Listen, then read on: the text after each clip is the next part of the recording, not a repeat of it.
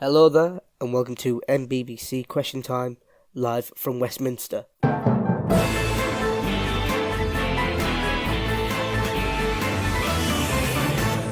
am joined by the Deputy Leader of the Conservative and Unionist Party, Torsten Russian, the Leader of the Labour Party, Elliot C99, the Leader of the Liberal Democrats and former Leader of the Opposition, the No Heart, the Deputy Leader of the National Unionist Party, Angela Merkel, and the Deputy Leader of the Classical Liberals, Twisted Nuke.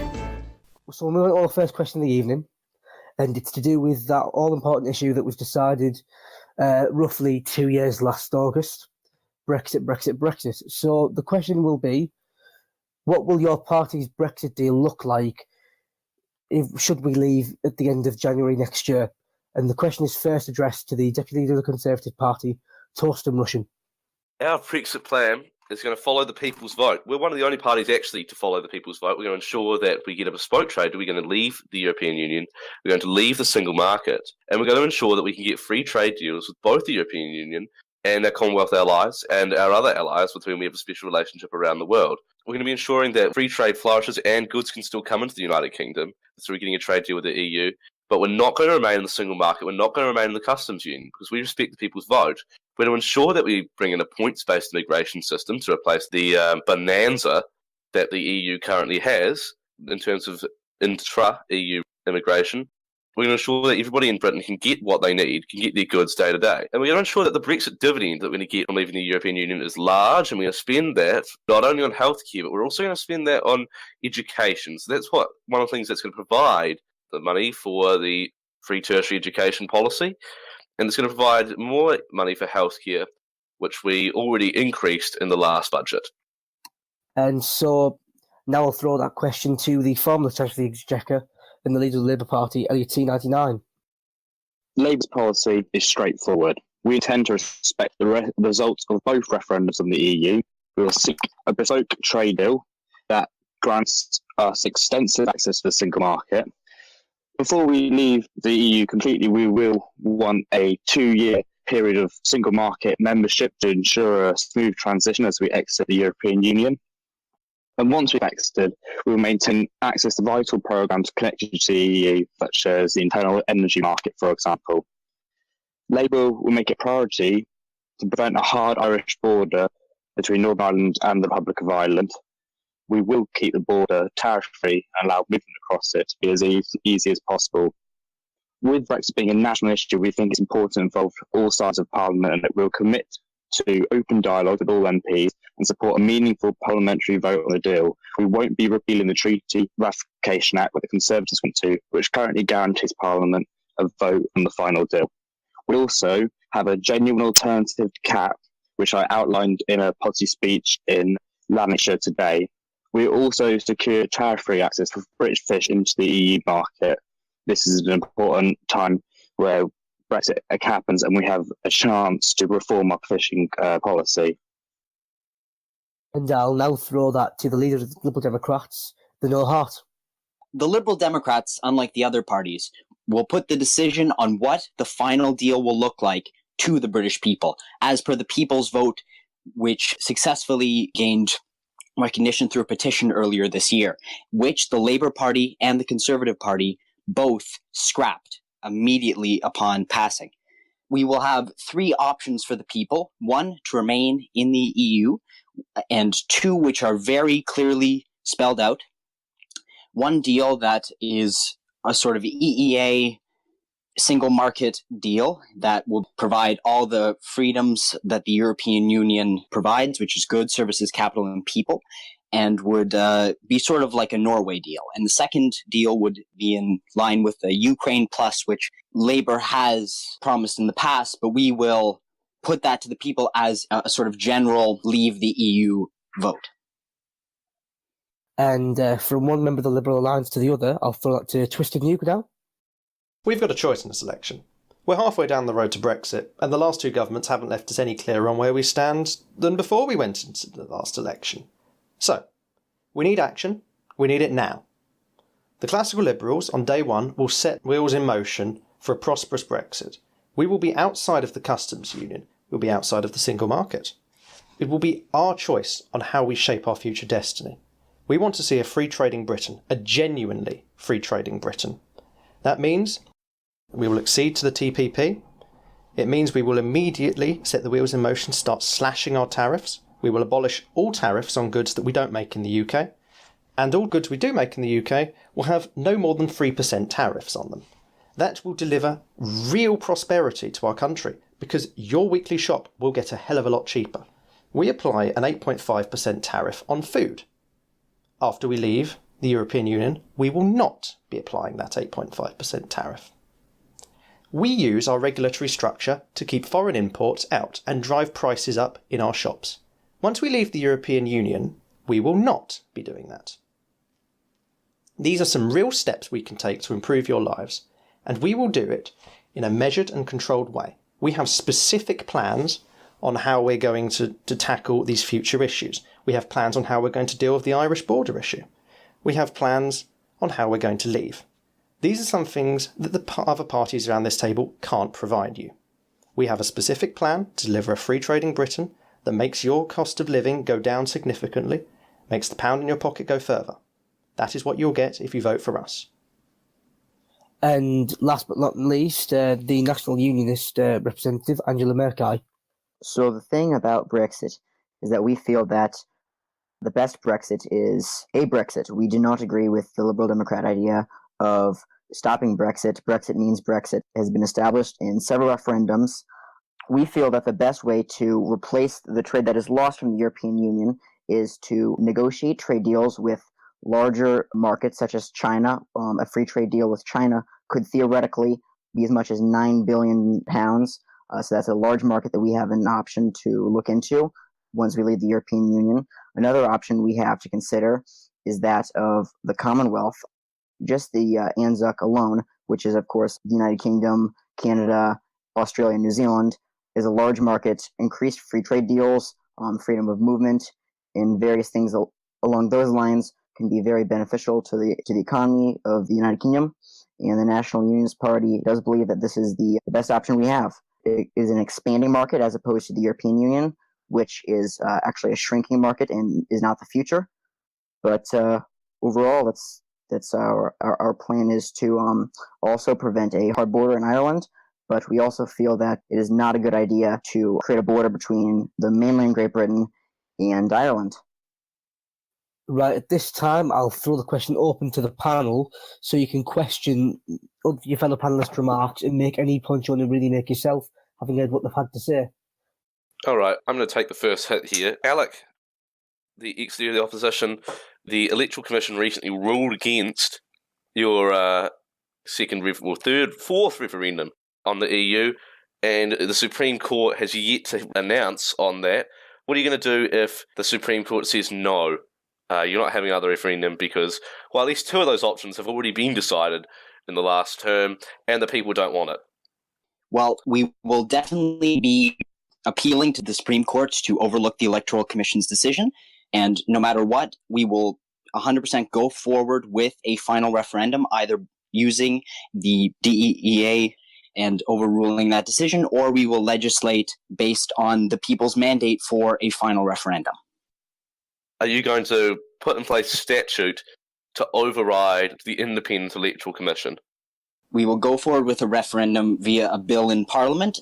Well, the provisions of that which overruled the referendum only apply to petitions. It does not apply to all referendums, and so we will go forward with that referendum no matter what. But we will also be reforming a new Petitions Act that will limit the government's ability to be able to stop petitions. Is it okay if I jump in and ask the Conservatives a quick question? Their Brexit white paper, which they released earlier this year, was widely received as a wish list and not an actual plan for Brexit. In its paper, it said that we need to protect our strong bargaining position by not revealing our hand. We will endeavour to disclose as much information to Parliament as possible. Since then, there's been very little information released to Parliament. So what is it? Are you not releasing the information, or is nothing getting on? I think it's a bit of both. First, but that really wasn't a question at the end, but I'll answer it. So we're not releasing the information because we need to have a strong bargaining position. If we come out to the public and say, this is what we're going to ask for, this is what we've got, The EU's going to know exactly they're going to know exactly what we've got. We can't have that. We need to ensure that we have the best bargaining position possible. We can't do that if they see our entire hand. It's just plain obvious. You do that in poker. You don't show everybody your cards and then make a bet. It just makes sense to me. And we haven't lied. We followed through with our word. Finally, a party that follows through, not tell the public what we're doing with Brexit. It just makes sense.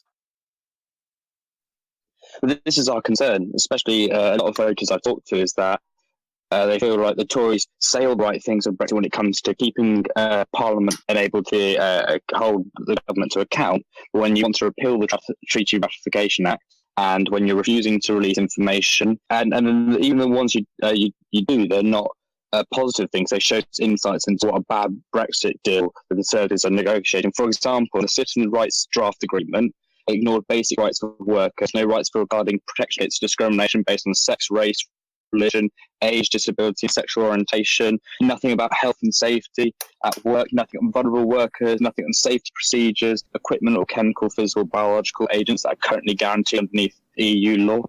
What we fear is that Conservatives will undermine our rights. Labour will hold the Conservatives to account and protect them. No, you won't. Elliot, can I come in here? Can I come in here for a moment? Can I come in here? Can I have a brief reply?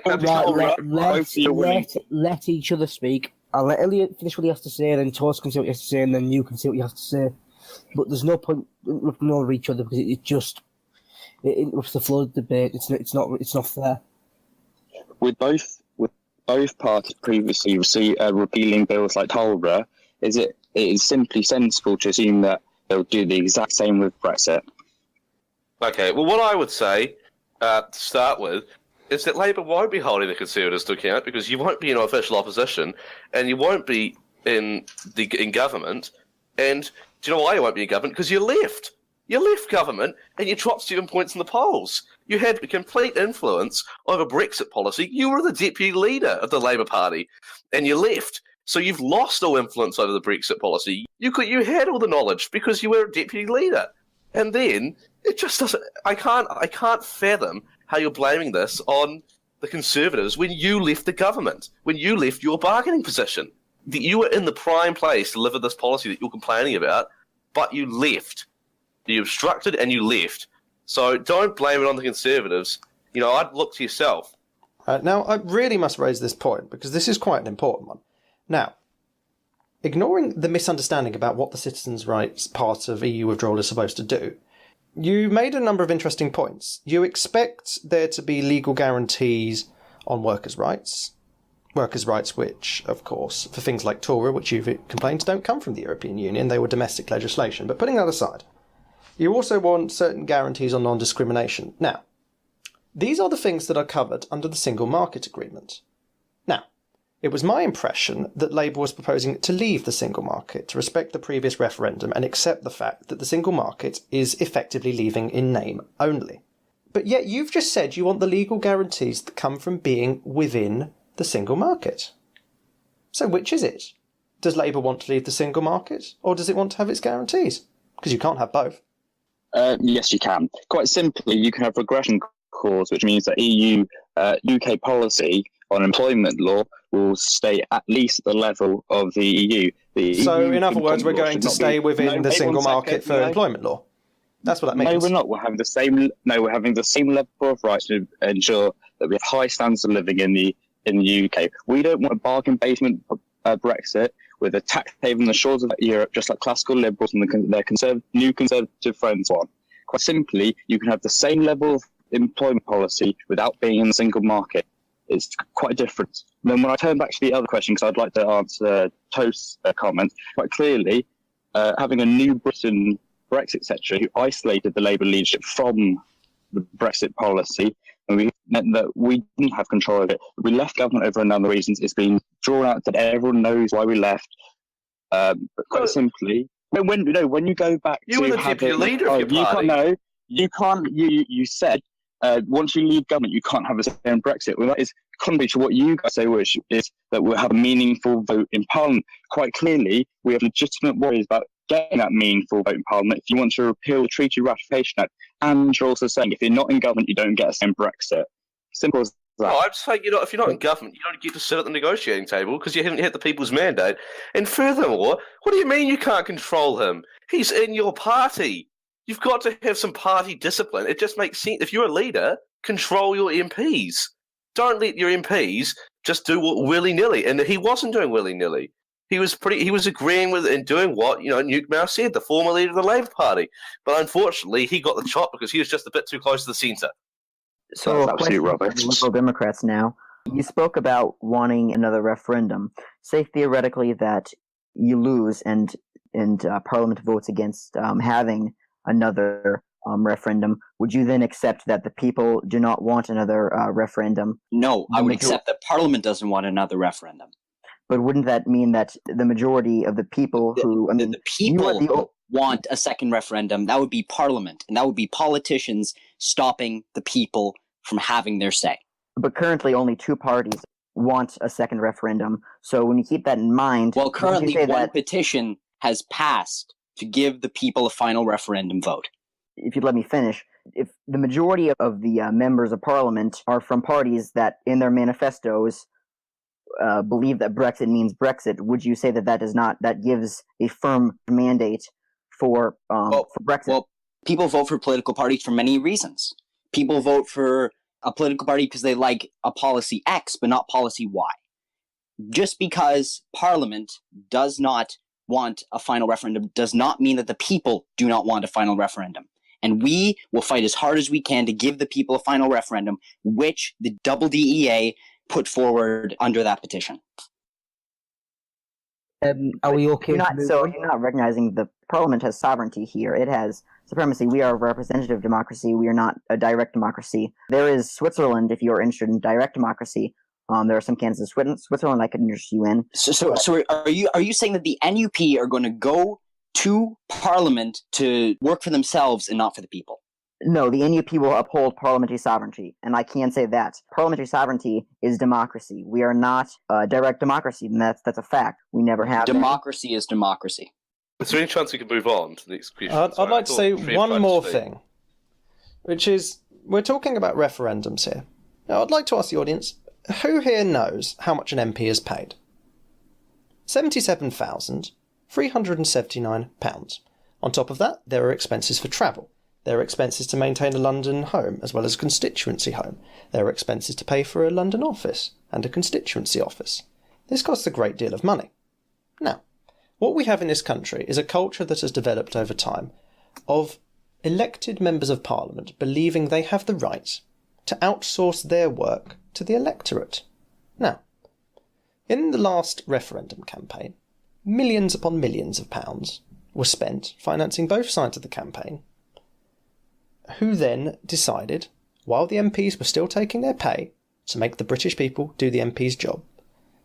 If the Liberal Democrats truly believe this, they truly believe there should be another referendum, they should refuse to take their pay, because they will not be doing their job, they will be giving it back to the British people. We are elected to serve, to do our job, not to force someone else to do it for us. That's just complete nonsense. Will you be giving up your pay then? Because you're saying that you don't want to do your job. Because you're going to make someone else do your job for you. Do you want to give up your pay? Our job is to represent the people, and sometimes we need to consult the people through these referendums. We're having an election right now where we're consulting the people on exactly who they want to represent them. Because sitting in Westminster every day doesn't necessarily make us in touch. It doesn't. So we need to talk to people. We need referendums to consult them and to find our direction. And elections do that, but 6 months out, elections might not even have carried through. People's opinions change. We're getting to the point now where we spent 25 minutes on this one subject. It's time that we move on to the second question of the evening. I think we've had plenty of discussion on Brexit. We've maybe not touched on some points at the Northern Irish border, but I'm sure that you can come back to that in your closing statements. Anyway, I'll move on to the second question of the evening, and it's to do with the economy. And it is referring to the budget. Last term, the Conservatives obviously passed the first budget in a number of terms due to the backing of the Liberal Alliance among other parties. So my question to you is, what would your parties include in a prospective budget? And the first person to be asked that one is Twisted Nuke. So, For a start, we're going to tackle one of the really big problems, which is we haven't raised the minimum wage since 2014. There's certainly a case now there's been enough productivity growth to finance a minimum wage growth, so we're going to put the minimum wage up by £2 an hour. From there, we're going to make taxes more transparent. We need to re-merge national insurance and income tax because that's effectively a way of hiding a second level of taxation. We're also going to be reducing the weight of the national debt. We're also going to tackle the problem with LVT, where currently it can hit those in high-value areas a bit too hard. So we're going to have a 2-rate LVT that will help to suspend that. Those are the primary changes we're going to make. We're also going to finance various new infrastructure products. For example, we are going to roll out fibre optic cable to everyone's house across the country. That will significantly improve current internet speeds. We will also begin investing in railway expansions. We'll continue to back HS2 and we'll back HS3. Right, so now that question's going to go to the current Chancellor of the Exchequer, Torsten Russian. What we did last term is we passed the third budget in IMHOC history. We passed the third budget in 10 terms. As far as I'm aware, the biggest majority that we have ever. Now, what the Conservatives are going to do is we're going to build a prosperous economy based off that budget. Now, we're going to start by reforming the UK Corporate Governance Code because we need to increase productivity a bit further because even though the Purple Slug budget massively increased productivity, we need to increase it further. And we're not going to raise the minimum wage because we're going to agree with the Low Wage Commission, the independent commission, to discuss what the minimum wage should be.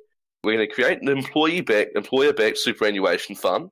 That's going to ensure that we stop poverty amongst the elderly, and we ensure that the elderly are able to actually afford what they need to live. Some people in the back are complaining about the defence budget, and what I'd like to point out about that is we're not going to continue to radically increase the defence budget because we put it at 2.63% of GDP. That's a huge amount. The defence budget was increased. We've spent money on veterans.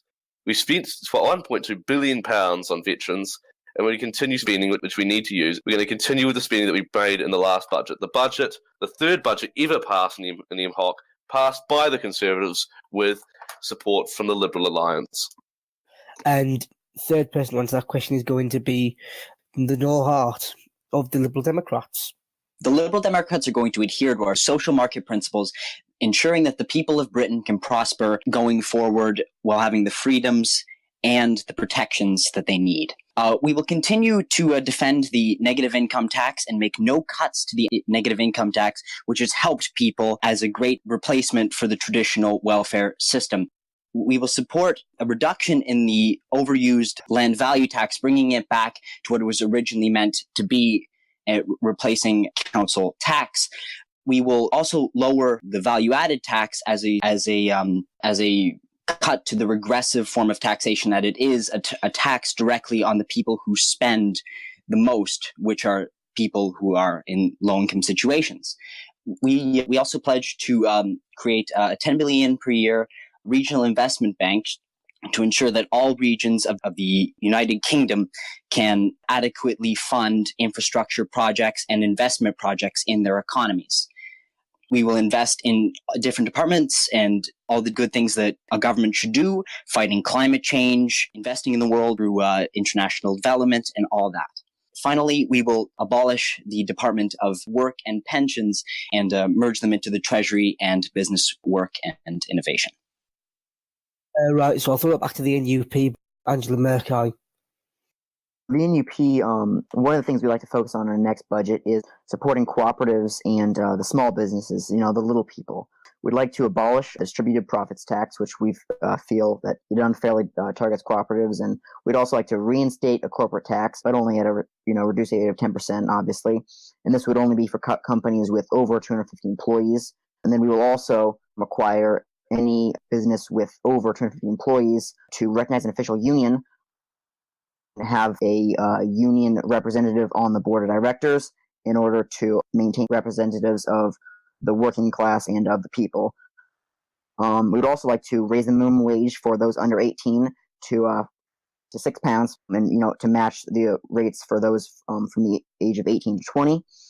We would also like to support the most vulnerable in our society, maintaining a high personal allowance of £24,000, keeping it above the poverty line.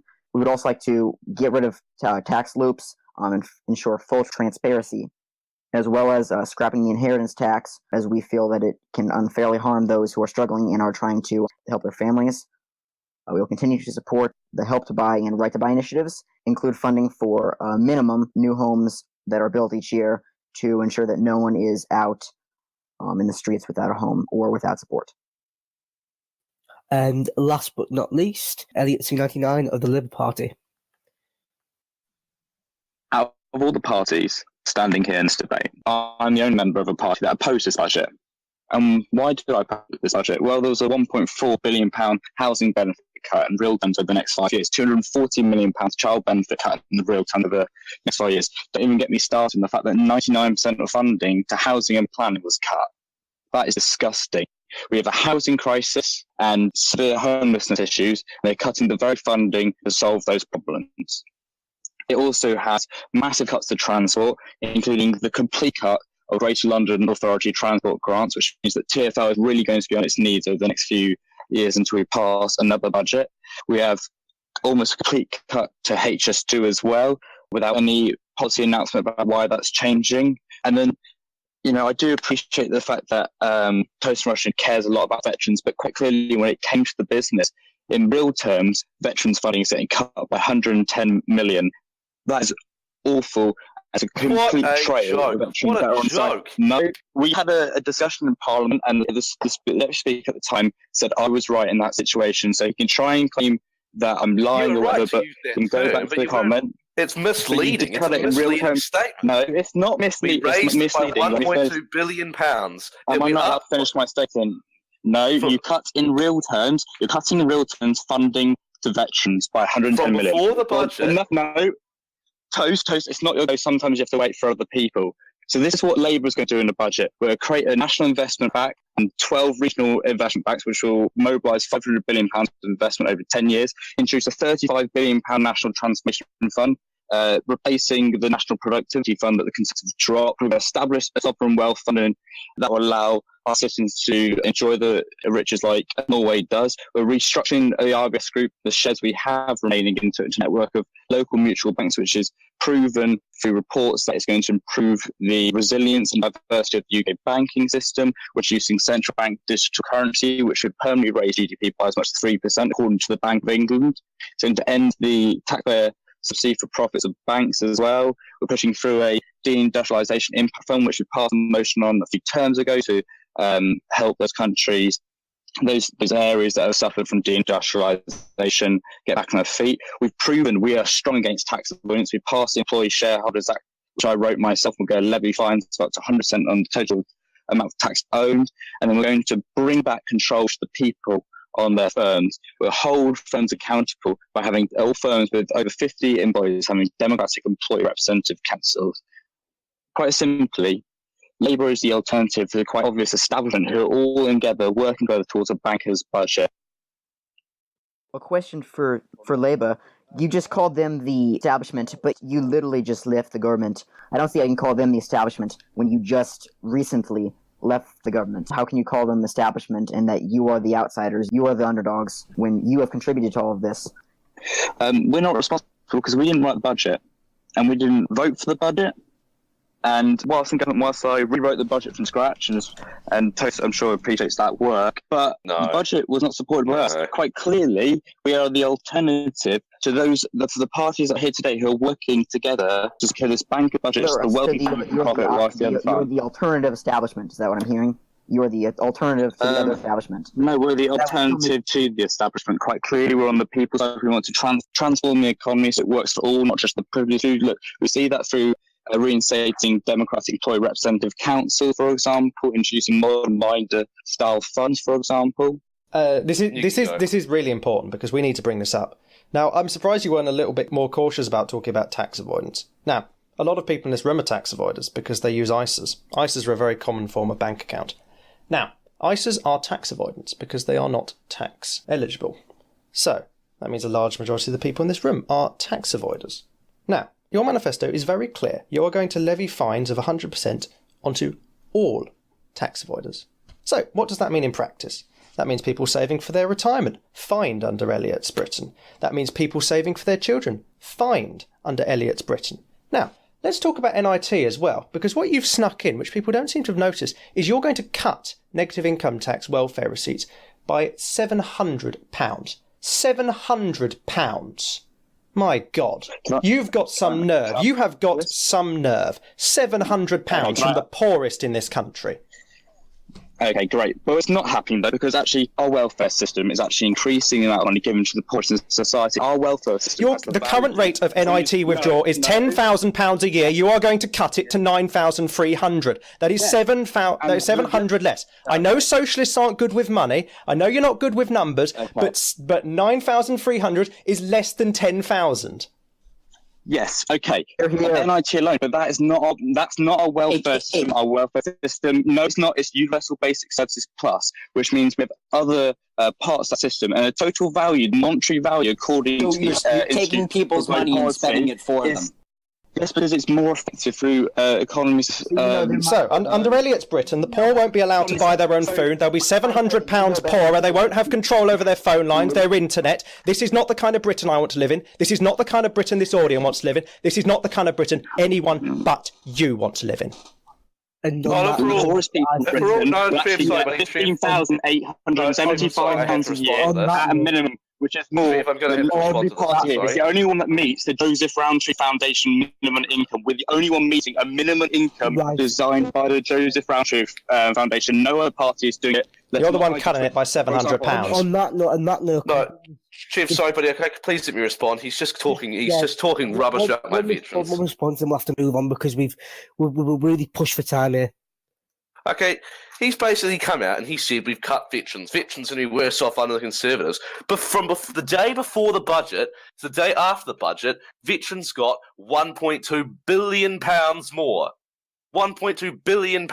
And whilst that is an increase on real terms, because here's an idea, we've decreased demand because we're going to solve some of these issues that nobody else actually touched on.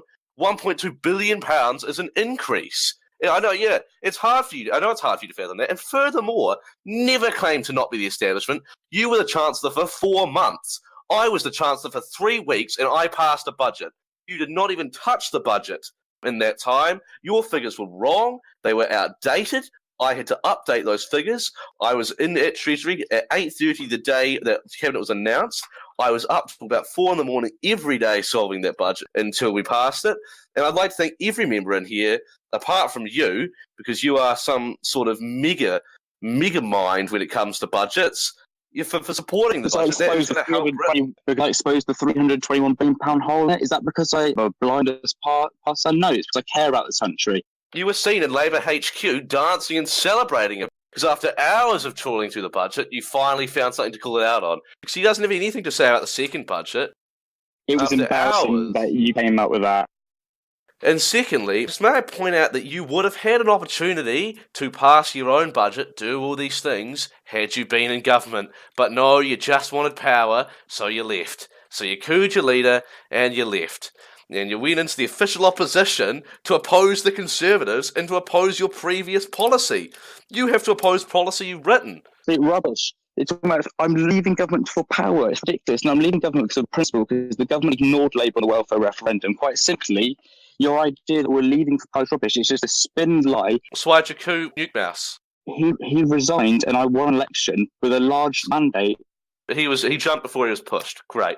It's just I actually he quite really didn't know. He resigned. He was coming to the end of his term. So, I mean, it's embarrassing that you're trying to hold on to this, really. Can we please move on at this point? You've held your say on the economy. We're really pushed for time here. We're 40 minutes in, and we're no further in than we thought we would be. So I'm moving to the third question of the evening, and it is about the environment. And obviously, with the Greens not being present, we'll have to do as best as we can. Question 3 is: how do your parties intend to combat climate change in modern Britain? And the first party to answer that one will be the Liberal Democrats and the No Heart. Thank you. The Liberal Democrats are the only party with a clear and comprehensive strategy to reduce carbon emissions. Our plan is to reduce carbon emissions by 50% of 1995 levels by 2030 and 95% of 1995 levels by 2050, in line with ambitious plans from countries such as the Netherlands.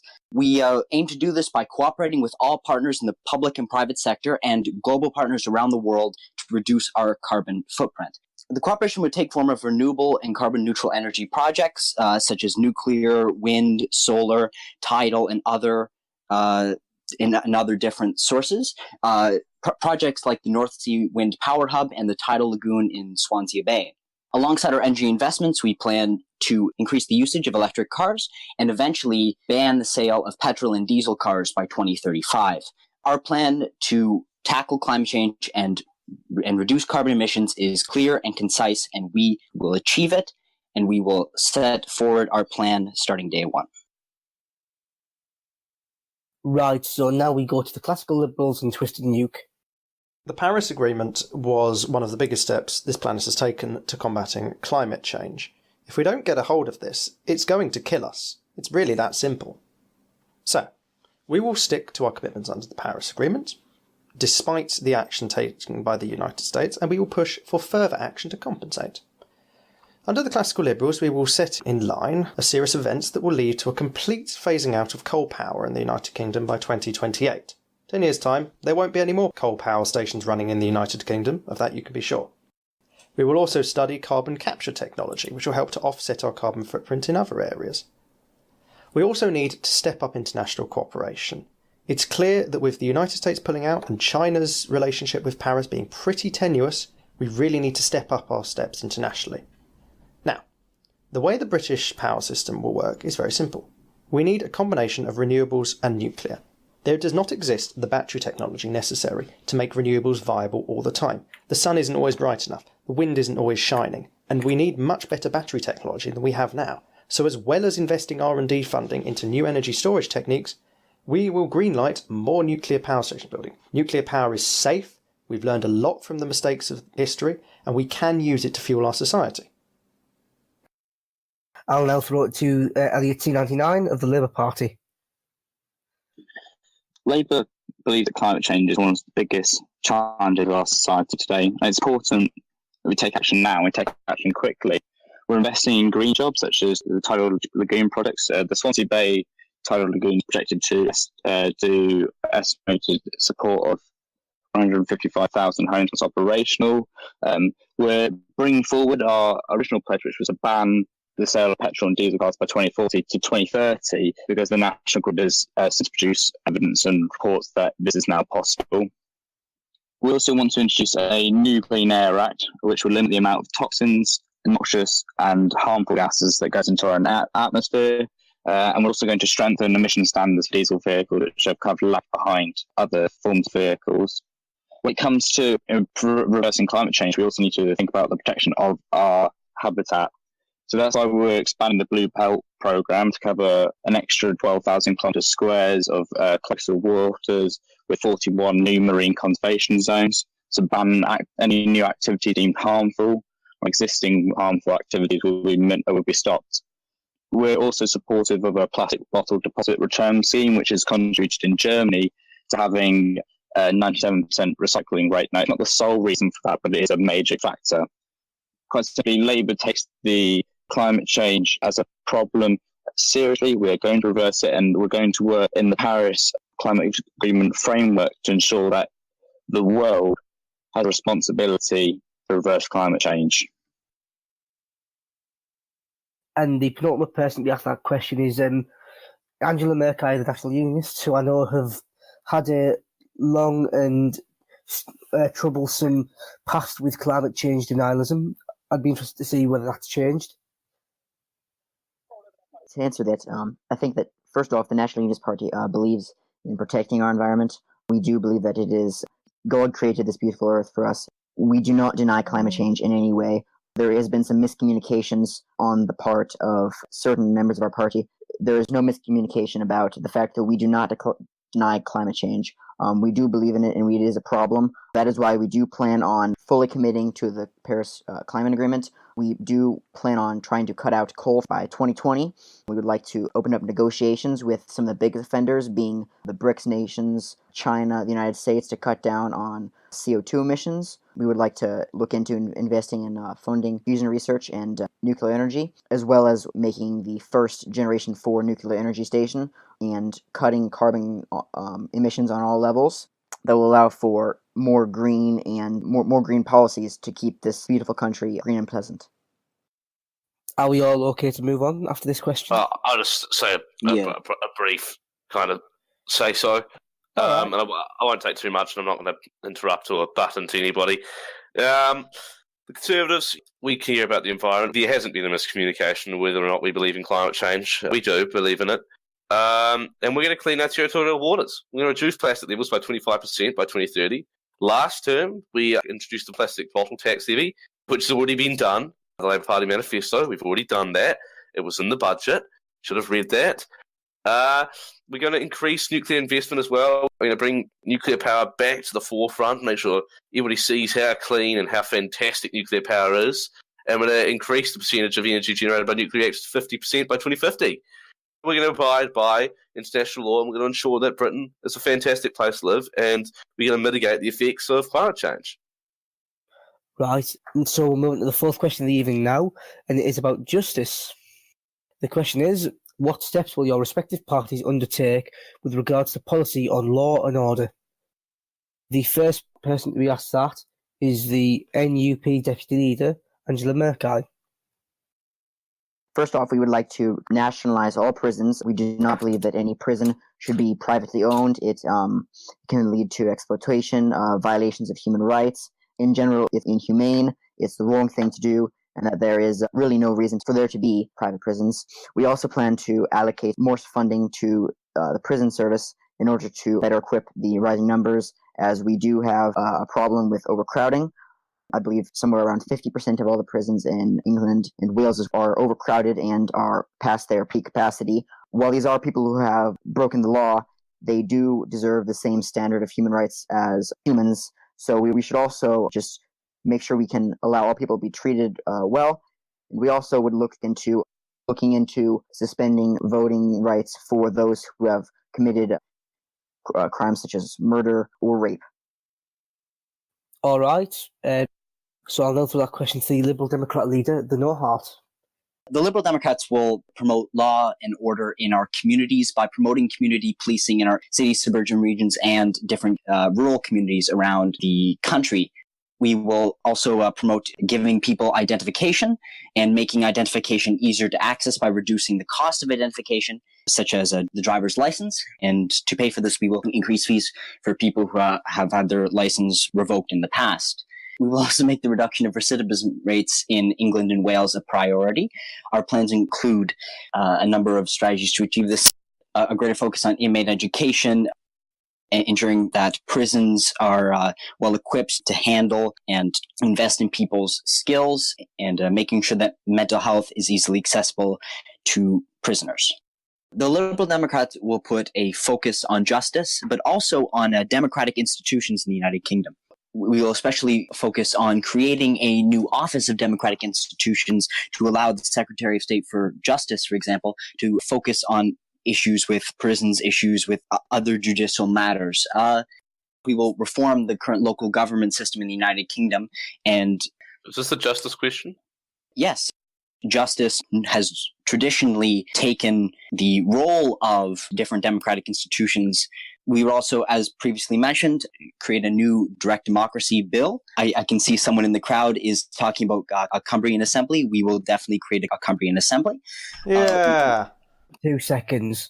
The question was about law and order. You on about constitutional law? I can speak if you want, but you can have Yeah, a kind of please time out. Yeah, do. Please do speak. That's the first time somebody said that to me. Right, we're going to tackle overcrowding in prisons. Straight up, we need you prisons, because there are nearly 5,000 inmates who can't be housed. We're going to build them. We're going to build these prisons, and we're going to ensure that the community is safe. We're not going to let criminals go out into public just so we can get our prison numbers down. We're not afraid of building more prisons. We're going to repeal the Royal Freedom of Information Act because the royal family are one of the most valued institutions. Oh, we've got a heckler in the crowd. Who will pay?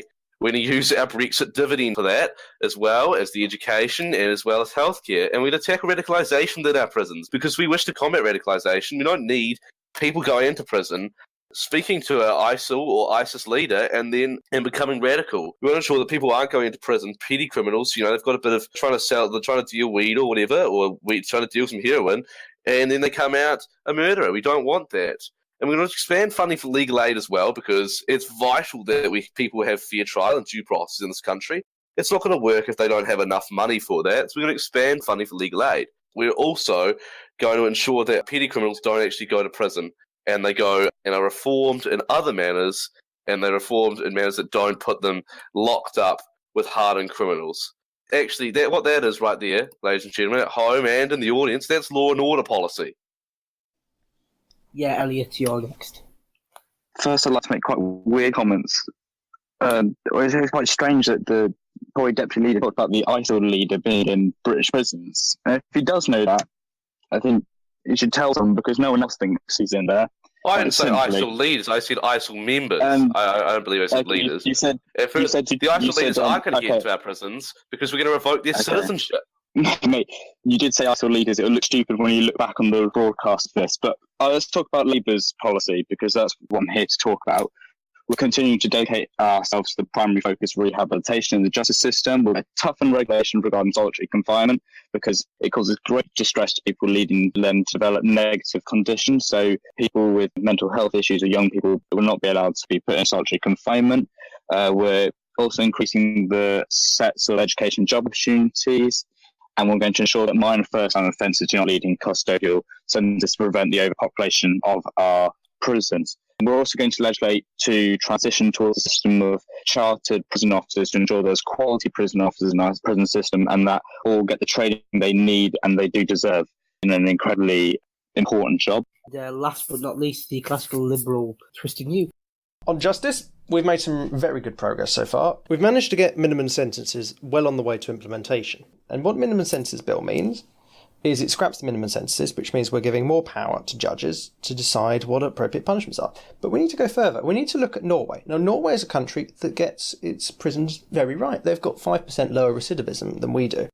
And we need to be learning a lot from them. They've really cracked how to get people to rehabilitate. The way you do that is you treat people like humans in prison. You give them real opportunities to grow as a person. Now, the NUP said they want to take the vote from prisoners. This is the exact opposite of what we should be doing. We need to be integrating people into committees, not isolating them. When we start taking people's votes away, we're dehumanising them. We're making ourselves unaccountable to them. They are still our citizens. Yes, they've committed a crime, but still, we need to respect them as human beings.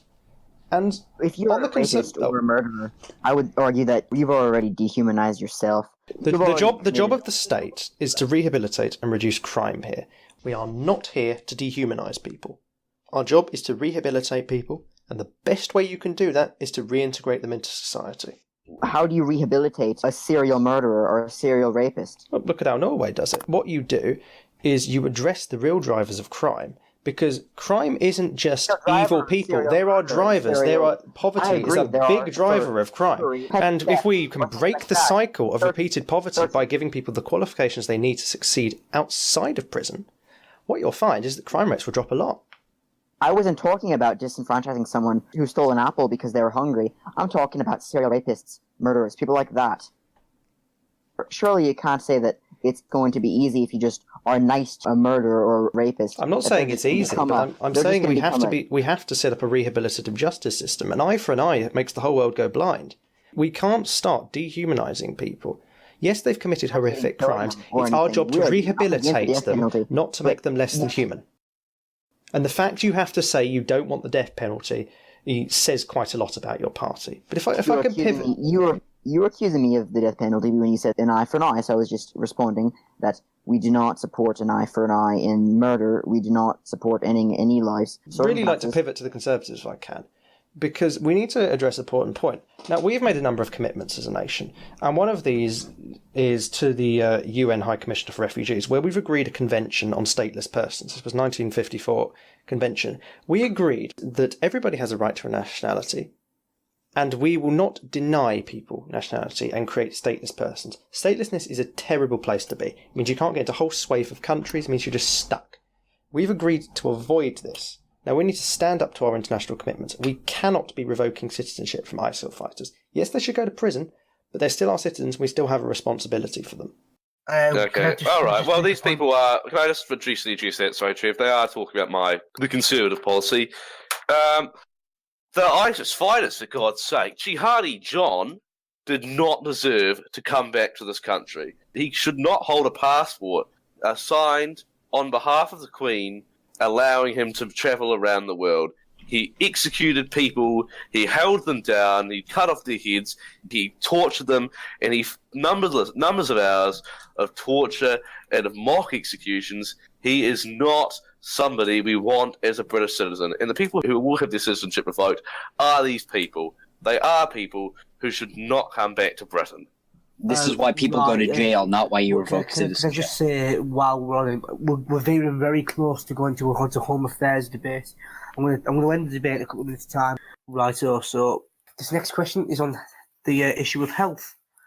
As the NHS enters its 70th year of existence, how will your parties manage it? And the first party to answer that question is the Labour Party, Elliot C99. Famously, Labour founded the NHS on principles of universal healthcare coverage free at the point of use. That was 70 years ago. But what are we doing today?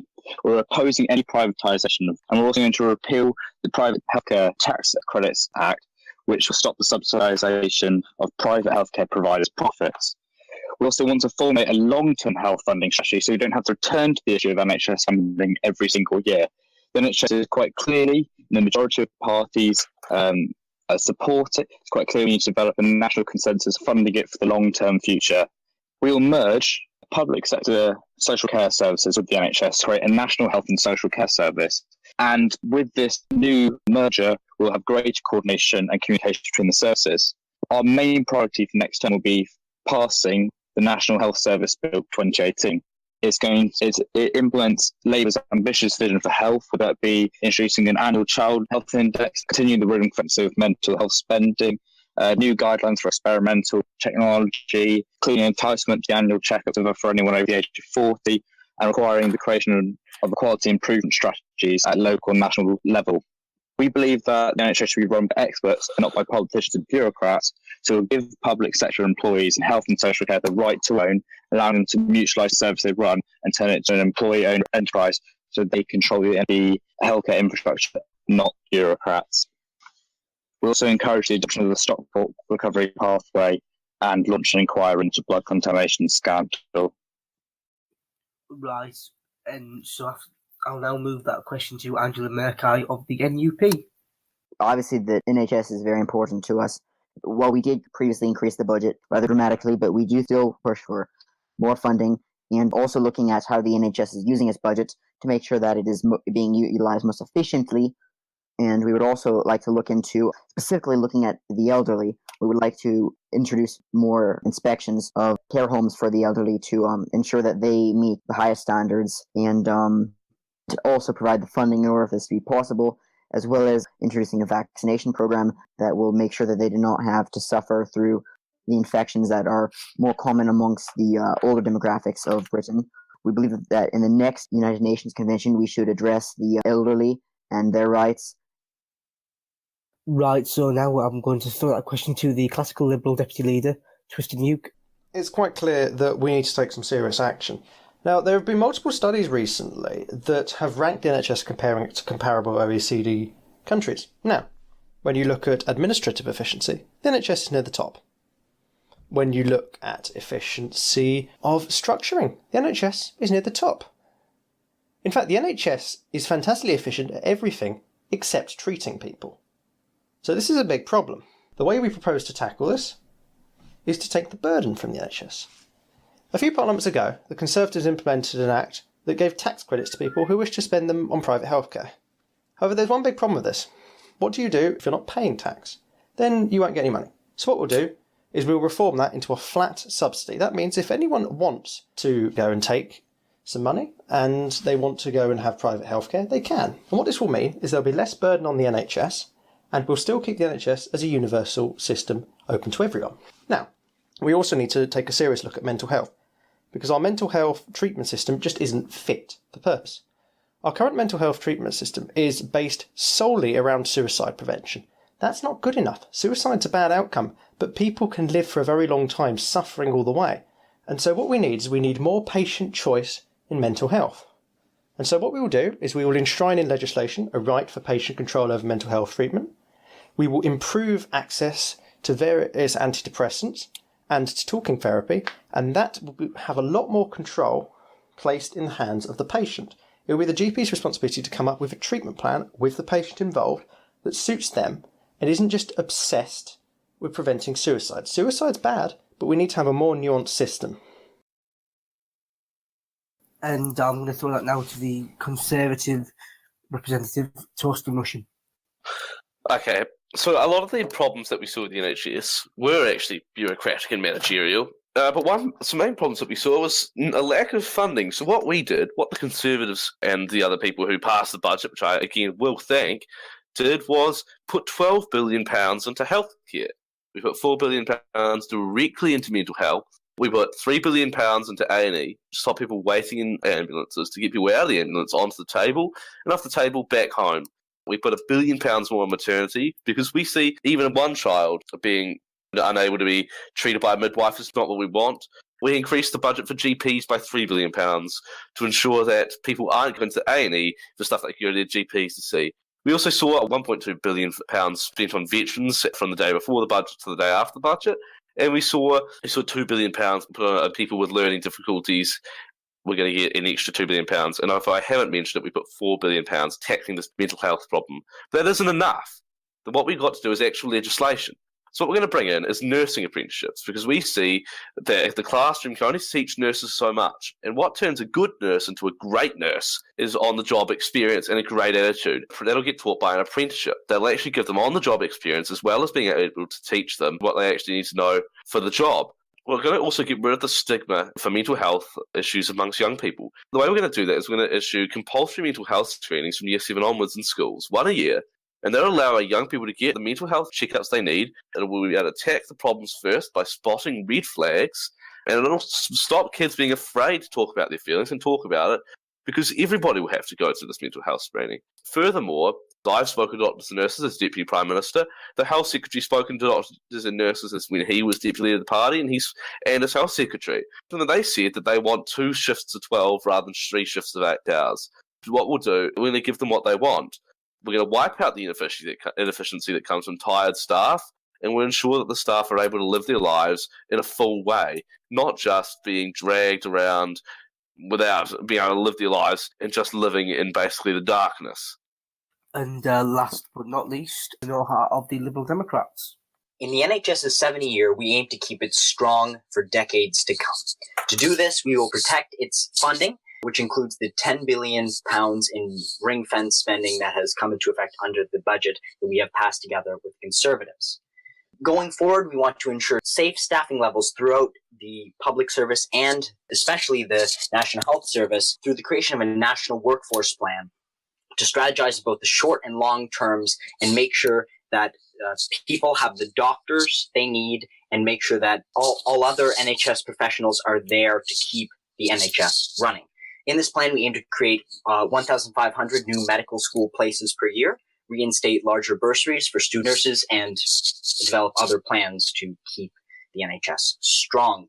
As the new frontier of healthcare, like most other parties have already mentioned, we will expand and protect mental health care, addiction and home care, and public health services. We will create a commission to examine new and better models for different types of healthcare, like home care and healthcare, where we will look at examples such as the Australian headspace model for mental health treatment. We will invest in advanced technology for the NHS to improve the quality of healthcare treatment and the quality of diagnostics and our ability to keep track of that. Right.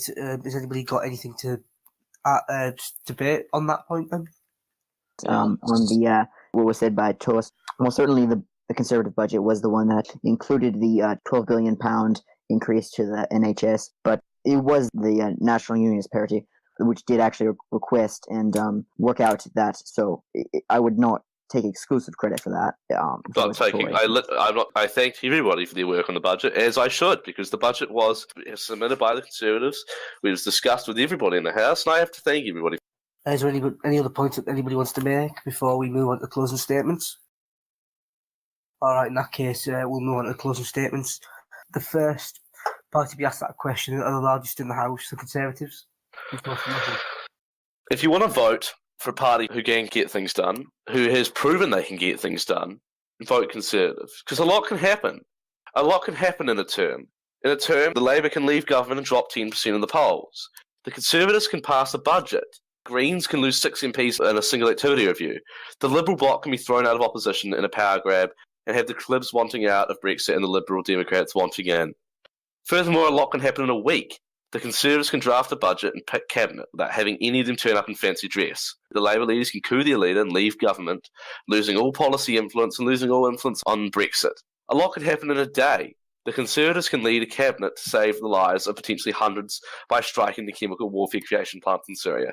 Labour can speed their bills through the coalition scrutinisation phase while making other bills wait twice as long. Labour can also appoint a hard Remainer Brexit secretary.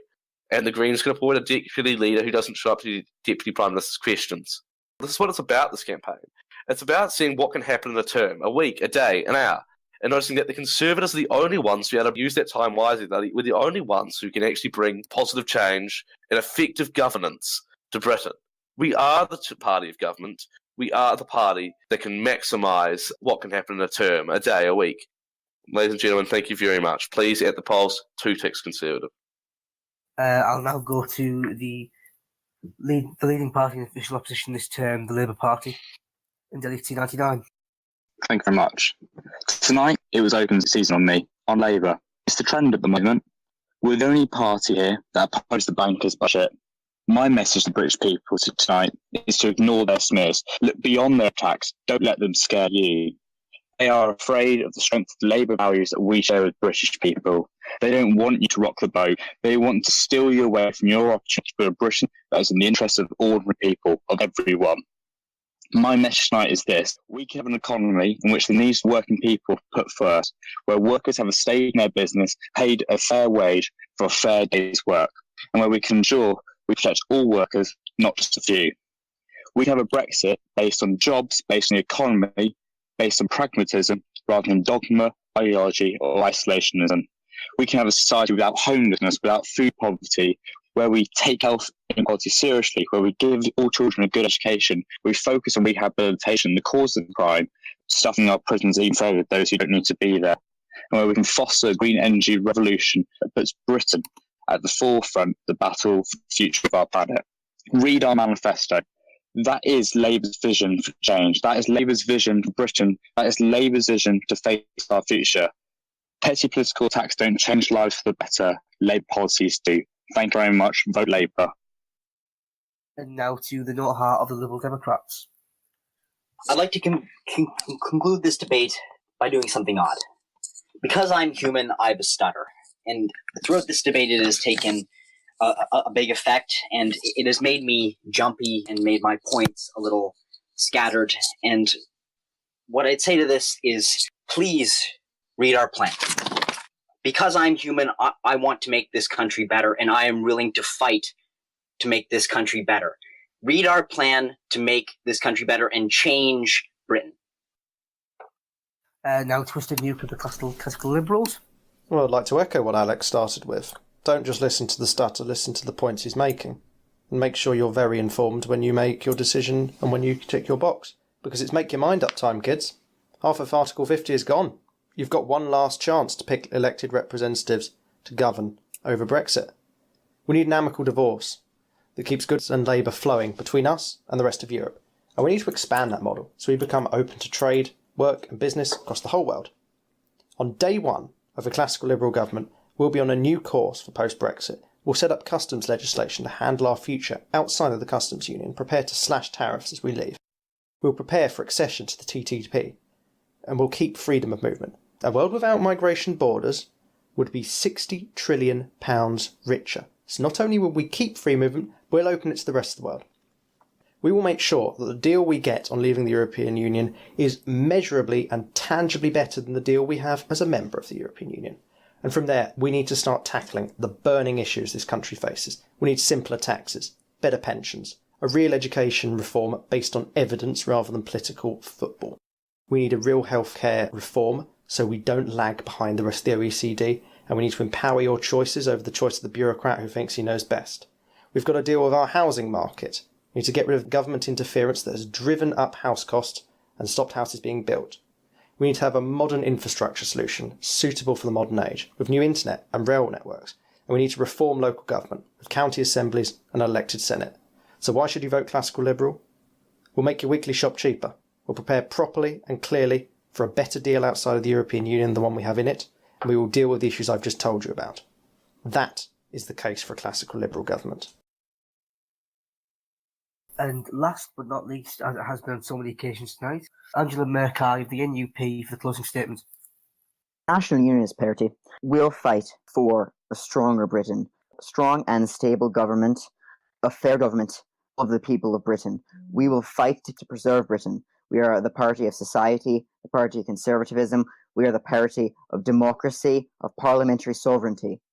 We are the party of Britain. I'd like to read a bit from Sir William Blake's poem, "And did those feet walk upon England's mountains green, and was the holy Lamb of God on England's pleasant pastures seen? God save the Queen." Praise Jesus! And with that rather heartfelt closing statement, I believe it's time to call time on what has been a very fruitful, a very exciting, and a very, very heated at times leaders debate. I'd like to thank the 5 guests for coming tonight and giving us a show of what their parties have to offer. I'd like to thank everybody who's been involved with the production of this, recruiting guests, etc. The election is on Friday, the 24th of August, and results will be over the weekend. I'd like to think you can join again, BBC, for the results there with Twisting Nuke and a few other special guests. Thank you for watching tonight.